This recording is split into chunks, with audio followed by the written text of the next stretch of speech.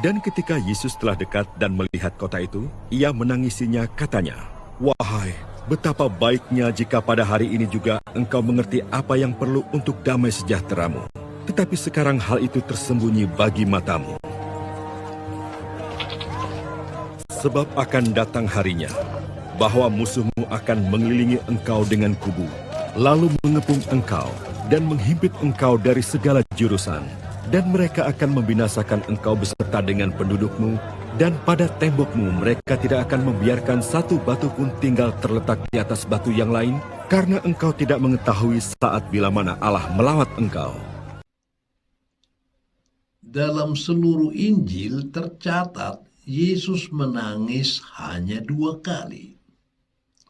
Pertama, sewaktu Lazarus yang dikasihinya meninggal. Dan Yesus tidak tega melihat air mata kesedihan Maria dan Marta, serta semua tetangga yang mengasihi Lazarus.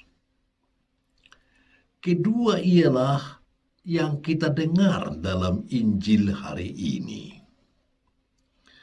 Yesus menangisi Yerusalem sewaktu dia telah dekat dan melihat kota itu.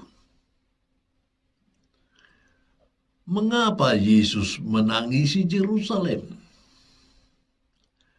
Ketika melihat Yerusalem, para murid sangat berharap bahwa sebentar lagi Yesus akan mengalahkan semua musuhnya, dan lalu dia akan bertahta sebagai raja.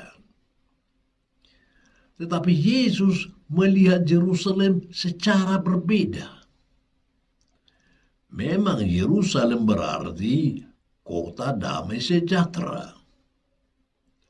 Tetapi baginya kota itu bukan lagi kota yang megah dan membawa damai sejahtera. Orang-orang di dalamnya tidak peduli dengan Tuhan dan hatinya kotor sehingga banyak melakukan hal yang buruk. Yesus menangis karena kedegilan hati mereka yang mendiami Yerusalem.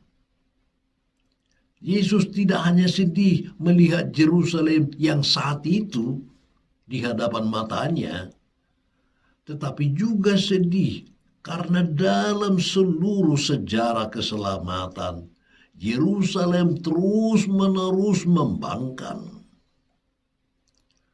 Sepanjang sejarah keselamatan itu, Allah telah mengutus para nabinya untuk mengingatkan kota itu agar bertobat dan kembali ke jalan yang benar. Namun mereka menolak serta membunuh para nabi itu, dan tetap saja menjauh dari Allah. Bahkan sewaktu akhirnya Yesus datang, orang-orang Yahudi tidak mau menerimanya karena dia tidak menampilkan diri sebagai Mesias yang mereka harapkan. Bagi mereka, Mesias dipandang dalam artian politis. Bagi mereka, Mesias adalah pemimpin perang dan akan mengangkat senjata untuk melawan penjajahan bangsa Romawi, serta membawa mereka kembali kepada kebebasan dan kemerdekaan. Karena itu Yesus ditolak, dan dia juga akan mengalami nasib yang sama dengan para nabi.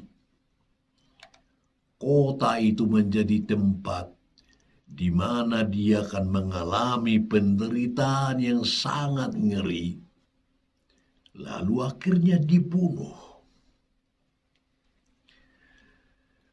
Namun Yesus dengan hati yang mantap memasuki kota itu, walaupun ada kegetiran dalam hatinya. Ia tetap maju menuju Yerusalem karena ketaatannya kepada misi Allah Bapanya.